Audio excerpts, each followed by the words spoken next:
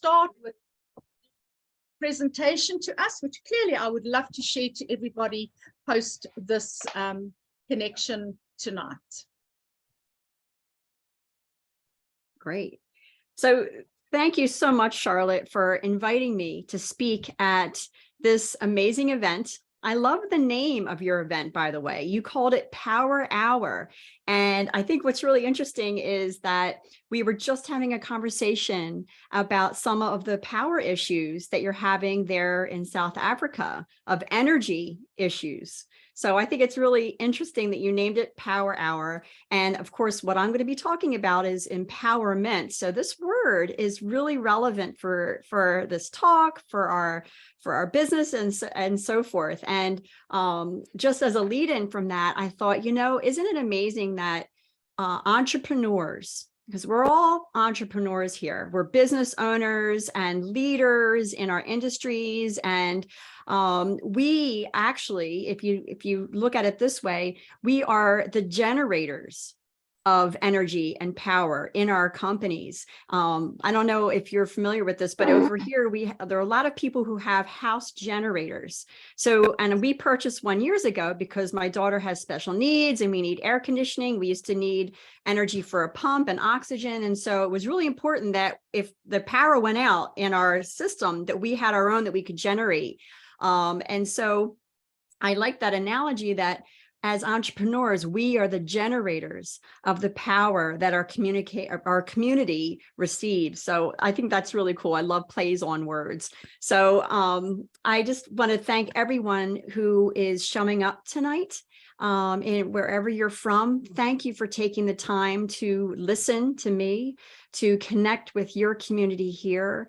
And my hope for this time that we have together is that when you leave this meeting, when you leave this time that we're connected, that you're going to feel inspired, that you'll feel empowered, and that you're going to leave with a sense of wanting to give to others, like that eagerness and that urgency of giving to others. You know that feeling when you've gone to an event and you say, oh, yes, I want to just use this. I want to go, I have to share it with somebody who's awake. Who can I talk to?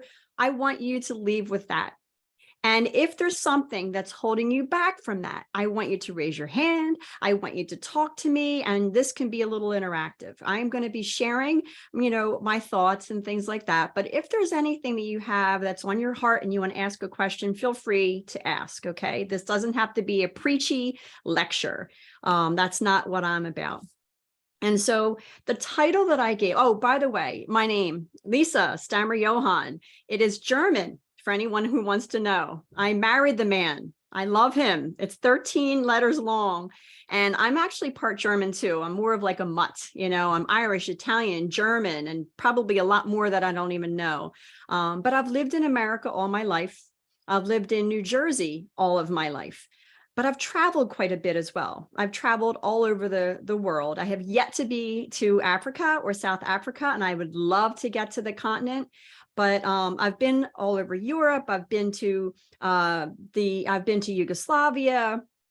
And one of the things that I have found, and I've been putting on in my business a lot of events, a lot of online events, especially since the pandemic. A lot of my events have switched to virtual. And what I've noticed is there is a commonality. Like you mentioned, Charlotte, there is a commonality of vision and of personality of the type of people who do this crazy stuff of working for themselves and creating businesses and creating opportunities for others. We are a breed amongst ourselves. And it doesn't matter where you live. It doesn't matter the color of your skin, your economic situation that you came from. There is something within us that is called forth to lead, to want to grow, to want to do the crazy things that we do. And I say crazy because I think that the choices that we make in building a business or doing something innovative takes a lot of risk. It takes a lot of courage. I really believe that. And so the people who are here tonight in this group, we are the people who live on the skinny branches, as I call it. Have you ever heard that expression? Living on the skinny branches is when you climb to the top of the tree And at the top of the tree, you have the view of everything. You're like at the top of the canopy and you can see everything below. But living at the skinny branches means that, you know, like the birds, have you ever watched animals at the very, very top and you see a squirrel or a bird and they're at that very top branch and you think, oh my God, they're going to fall off. How on earth are they hanging on? But they know how to hang on. And they're the courageous ones who went to the top to see the big vision. We, as entrepreneurs, we live on the skinny branches of the trees. We live looking for opportunities, looking and having that 30,000-foot view of whatever our industry is, whatever the economy is. And so we are the leaders in not just what we do, okay? So I own a coaching business, but I'm a leader beyond that. And I have a feeling that all of you are as well. My guess is, and you can tell me if I'm wrong, that you're probably the people that everybody goes to for problem solving in your families, in your churches, in your communities. You probably get phone calls all the time. Hey, Linda, I have a question for you. Can you help me out here? I don't know what to do. Or, hey, Keshni, I just have a problem and maybe you can help me. Like, am I right? We're the ones that get the calls. Why? Because entrepreneurs solve problems. Entrepreneurs see challenges as opportunities, not problems. And so my hope today is that you'll be inspired, empowered, and wanting to give. My gift to you today is sharing what I call the 3 secrets of leading courageously during uncertain times. The 3 secrets to leading courageously during uncertain times. And is it okay with you, Charlotte, if I share my little worksheet handout thingy? All right, I'm going to share it with you. And it is so darn simple.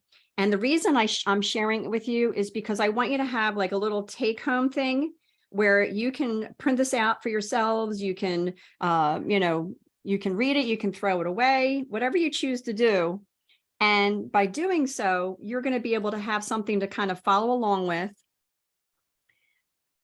And I mean, you don't really need it, to be honest, but it'll be helpful later on to kind of refer back to have some of these ideas. And I'm not being able to do it right now. All right, I'll figure that out in a minute. The 3 secrets to leading courageously are this. And if you want to take notes, you can. You don't have to. I'm going to be sharing something. But the number 1 is holding compassion. The number 1 secret is compassion. Holding compassion for yourself and for others. What do I mean by that? Well, it's kind of obvious, you know, compassion is kindness. Compassion is when we can be a little bit gentle with ourselves in the decisions we make and the opportunities we have. And why is it important to be compassionate toward ourselves and others? I want you to think about a boss that you've had, or maybe a couple bosses that you've had, and a boss that you've had that was really critical of you. And really critical of the choices you made. And if you made a mistake, maybe they weren't very nice about it and how you felt. And then I want you to think about a boss or somebody that you knew that was very compassionate and understanding. And if you made a mistake, it was like, oh, no big deal, try again. And the way that you felt. The way that we treat ourselves is also the way that we treat others. The more critical we are of ourselves, often is how we treat others. And we may not even realize it as we're doing it, but I can tell you that I know from, as a recovering perfectionist myself, I am in recovery for perfectionism. The more of a perfectionist I was of myself, the more I noticed I was critical of others. Why can't they do it faster? Why can't they do it better? And even if I didn't say those things out loud to the people I was leading or my family members, that criticism in my head came out in the way that I spoke and the way that I felt, and it could be felt by others. We don't need more criticism of ourselves and others. We have enough in the world, and our self-talk is hard enough. So we get to be compassionate toward ourselves and toward others. Another example I want to give is I mentioned the bosses, and a long time ago, but it was years ago, I worked for a psychiatric hospital. My background is I have a master's in counseling, and I'm a licensed professional counselor, as well as a trained transformational coach, as well as a Reiki practitioner, hypnotist, and I have a billion other hats that I wear. I'm in the healing, world. But one of my first jobs early on was I worked in a psychiatric hospital with women's trauma and with children's psychiatric issues. And I had two different bosses while I was there. One boss I had for about 8 months, and her name was Sandy. And she was what I would say more on the critical side. She was critical, she was demanding, she had an outlook of like, it's my way or the highway. And anytime I brought something new to her, we both had the same degree, but she was my supervisor. And if I brought new ideas, like, hey, why don't we try this? She shot every single thing down. Nope, this is the way we do it. And if there was a conflict between us as a group, as a community of leaders, of counselors, and there was a problem that was happening, instead of like saying, okay, guys, we got to regroup here, let's figure something out, she brought us in for a meeting and berated us. She berated all of us and saying, you didn't do it right. I told you to do it this way. You screwed up. You're going to hurt these kids, like blamed us and shamed us and everything. It felt so heavy. When I got a new job within that same company, I got a new boss. Her name was Alice. Alice was the polar opposite. Alice offered compassion. Alice offered patience and gave us chances to try new things and make mistakes and learn from them. And so I use these two people as my touchstones of compassion versus criticism. And I invite you to consider that for yourself. And by choosing actual people, for me, it kind of helped me conceptualize these concepts rather than just thinking, am I being compassionate now? I don't know. Am I being compassionate enough? I just think, am I Sandy or Alice? Am I Sandy or Alice? And in times when I'm really frustrated, I'm like, okay, what would Alice do? What would Alice do? And that gets me into the framework of how can I be more compassionate to myself? How can I be more compassionate to others? So I invite you to fill in those names for yourself. And it doesn't have to be a boss. Maybe it's a mother, maybe it's a sister or a colleague or a coach that you absolutely adore. And, you every time you go and reach out to your coach, like they're just there for you and supportive and, oh, we can fix this kind of thing. So that's number one, holding compassion for yourself and others and finding a way to be as compassionate as you can with yourself and others. Number two, mastering your emotions.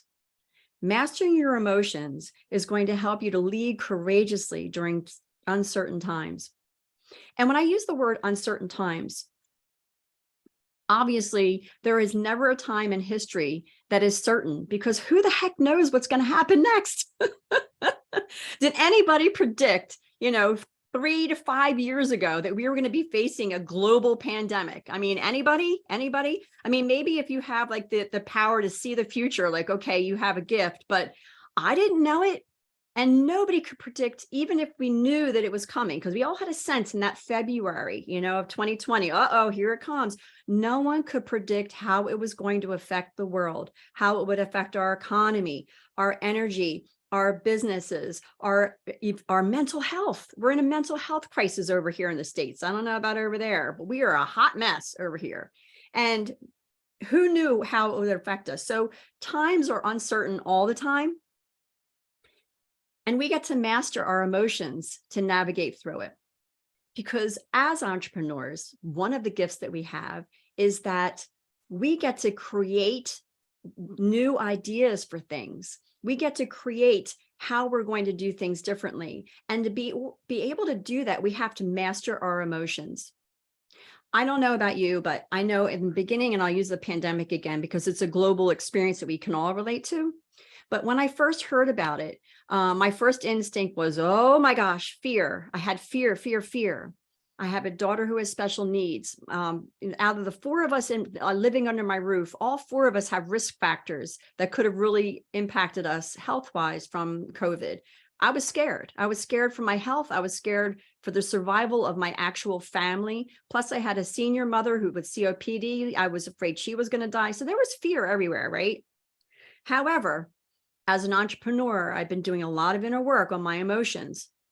And one of the things I thought of is, okay, how can I manage my life and manage my emotions so that I can be the leader of my family, so that my children don't have to feel the fear, so that my husband feels taken care of, and we're all going to get through this together as a family? How can I shift my emotions from fear to courage and to hope?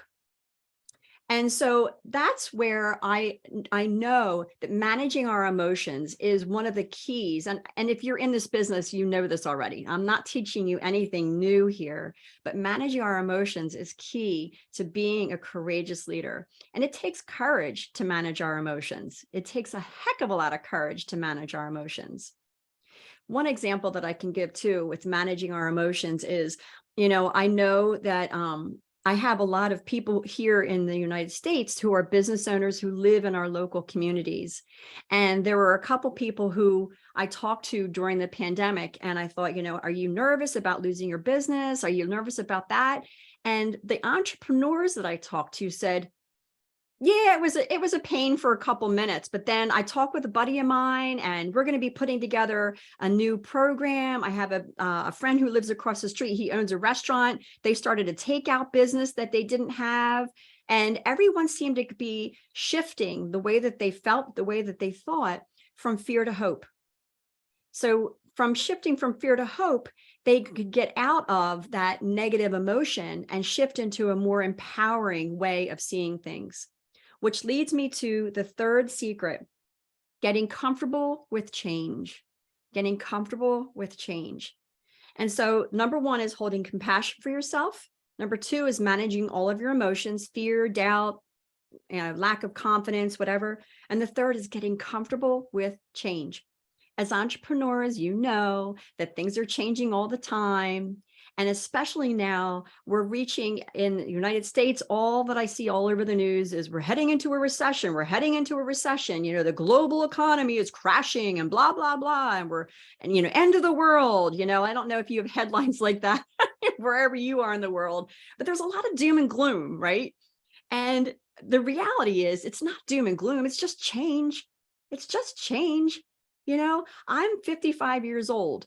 If I was afraid of the internet, oh my God, the internet's coming, I'm not going to know how to handle it. Like I could be frozen. And a lot of people did, actually. A lot of people just dropped out of their jobs because they didn't want to learn new tech. Well, guess what? When you accept that change is inevitable, and not just inevitable, but change is opportunity, then you can see opportunities before you that you don't just manage and get through, but like there are opportunities to grow and make our lives easier. I mean, I don't know about you, but how much easier is it to send emails than to do direct marketing where, I'm really dating myself here, but direct marketing is a thing, if you don't know, where you actually send pamphlets in the mail, snail mail, to people, and you have to pay thousands of dollars for printed material to go into people's mailboxes, like blah, blah. And now we have emails. I just go click, and it goes to thousands of people all at the same time. It's magic. Change can be good. And when we acknowledge that and we can see change as opportunity and become best friends with change, then we can knock out a lot of the negativity and the doubt that we might feel in growing our business. And these three secrets are not just the secrets that we get to hold to ourselves: holding compassion, mastering our emotions, getting comfortable with change. But these are the ways of being that we get to demonstrate and model for everybody around us, And the sooner everybody around us can see it and start doing it, the easier our lives get, and the easier our connections get, and the better our businesses are, and the more we grow, and the more peace and the more joy we have. And so I really invite you to consider these concepts when you're talking about them. Talk about it with your community. Just talk about it like we're talking now. How compassionate are you with yourself this week? What? What do you mean? Well, I don't know. Like, how many times have you said, like, great job, Lisa? Great job. You're doing an awesome job. How many? I don't know. I don't talk like that to myself. Well, start. And if you start modeling it and doing it to others, they're going to start incorporating it into their own language, into their own communities, and so on. It's a ripple effect, right? So these are the three secrets. No, Sade says, I don't watch the news. I can be bad all on my own. I love that. Isn't that the truth? Like we can create our own doomsday headlines for ourselves, but as entrepreneurs, we get to throw them out. It's just acknowledging fear. And so that's a perfect segue too. So what my invitation to you is to ask yourself two questions. Ask yourself two questions every day. So now you know the 3 secrets. You can incorporate them. You can teach them. You can, if you don't understand them, you can get with somebody who understands them and grow and work on these. This is like our own inner work that we're always doing all the time. But you can ask yourself these 2 questions to kind of keep you on track. The first question is, what is my why? What is my why? And I'm going to even ask you, if you don't mind, if you want to type it, if you're courageous enough, type it in the chat. Like, what is the reason? What is the core reason why you do what you do? And maybe you can get in touch with the original reason why you started your own business or why you got into the business you're doing. If you're a leader of a company that you're employed by them, it doesn't matter. You're in a leadership position. Why are you doing what you're doing? And usually it's only like a couple words. I got into my business because I wanted freedom. I wanted time freedom so I could be available to my kids when they get on and off the bus, because I told you my daughter has special needs. I didn't want to put her in medical daycare so I could go off and earn piddly money somewhere else. I wanted to have freedom. I love that. Yes, I hate routines. I hate routines too. I have rituals, but I don't like routines. There's a difference for me anyway. And so, yes, and I wanted freedom, financial freedom. Because working for others, especially in the mental health industry, doesn't pay much. It doesn't pay much. So I wanted financial freedom. What are your reasons why? Drop them in the chat here. Share with everybody. What are the reasons why you do what you do? Getting grounded in this why is the best way to manage your emotions.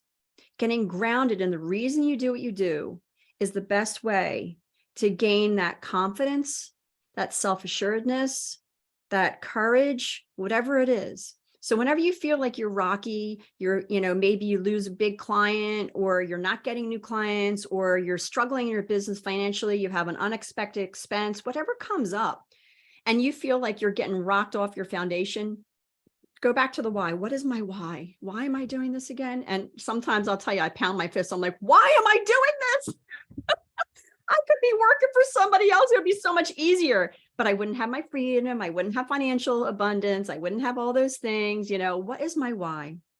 The second question is, am I making this choice from fear and desperation, or from freedom and joy?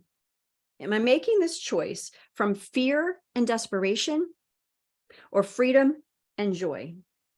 And I'm sure that you know the difference. I'm sure that you know the difference of this. I'm going to see if I can copy and paste this again. But if you want to think about this, I want you to maybe think about a time that you felt fear, a time that you made a choice based on fear. And I can tell you one that happened to me, embarrassingly, pretty recently, I have to admit, is that I was really fearful financially. There was something happened in my family life and everything. And I'm like, oh my God, I have this bill. I can't pay it. I got to do something. And I was online, guilty. I was online and I saw this opportunity, right? You can learn this thing. You can make some money. It's like one of those, not a get rich quick thing, but just an investment kind of thing. And I clicked on it because I was like, oh my God, I've got to do something. And whatever I'm doing isn't working fast enough. So I clicked on it and I bought it. And I bought this thing, and I'm not going to tell you how much it was, but it was, it wasn't $5. And the next morning I woke up and I had buyer's remorse. And I'm like, what am I doing? What am I doing? I made a choice out of fear and desperation. I didn't need to do that. I didn't need to do that. And it's not going to break me financially at all. It was just one of those examples where I made a choice out of fear and desperation, and it didn't work out for me. And I know better. A choice that I've made from freedom and joy. There was a time that I had an opportunity to participate in an online event or go to my daughter's school for some kind of like an event they had, like a fun event, that they had at her school. And I knew that there were going to be some parents there, some parents not. And I knew that this opportunity online would have given me an opportunity to meet maybe like 100 people. That's like 100 potential leads to my business and my coaching practice, right? So that would be like awesome. And it doesn't happen every day. Like every now and then it does, like this opportunity, but it doesn't happen every day. So I thought, okay, this is a great opportunity for my business, but my daughter, and how would my daughter feel if I didn't show? She might be disappointed, but she'd probably forget about it in a week. But it mattered to me because my why is grounded by my family, by being present to my family, by creating a family legacy. And part of the family legacy is memories. It's not just financial abundance. Part of my family legacy is memories that I'm building that my children will have. Mom was always there. Mom was always there. And so that choice was pretty easy, I have to admit. It wasn't like, oh, should I choose the possibility of money or being there for my daughter? It was simple because it was based out of freedom and joy. What would be the best choice for me? Well, based on my why, of course, I'm going to go to my daughter's school. And I was there for a half an hour. And she saw me and she waved and she lit up. And the other kids saw me and they know me and they waved. And then I went home to my day and I just went about my day. I have no regrets. I might have missed out on some business opportunities, some connections. So what? In the whole scheme of my life, I made the best choice for me. We get to ask ourselves those questions all the time, every day, everywhere, with everyone. And we can invite our customers, our clients, and everybody else we know to make these choices too. What's my why? And am I making this choice out of fear and desperation or freedom and joy? Freedom and joy. So what are some of the choices, that you have made? And you get to reflect on this stuff, like you can take this with you and journal about it if you want. Like I like to do that sometimes. And I came up with a couple examples just off the top of my head, but sometimes when I journal about it, I can notice patterns. And the pattern of freedom and joy for me is really easy because whenever I have to make a choice between my kids and something else, it's always my kids. But some of those other choices are a little grayer. Do I go to this event or that event? Do I invest in this opportunity or this opportunity? Sometimes it's not as clear cut, but that's when I get to go inward and really dig deep and say, okay, why am I doing this? What's most important? And really weighing the options. But more than just weighing the options in our heads. And this is where I think with the mindset, this is why I really like mindset coaching and what I do and the transformational work that I experience with my clients is that we can make decisions with our heads, and a lot of business people do, but people who make decisions with their heads are missing out. I'm not saying it's wrong. I think we always have to check our emotions with our heads. Otherwise, I think I would have dated all the wrong guys for my whole life. You know what I mean? Like, he's cute, whatever. But I think that when we only make decisions from our heads, we're really missing out on what women are most known for. And that is trusting our gut, trusting our intuition, trusting our inner power. And I like to call it the inner wise woman. We get to trust. And I was in your Facebook group earlier, and I read somebody who said they were adjusting their crown. I love that imagery. We get to adjust our crown. Well, how did we get a crown in the first place?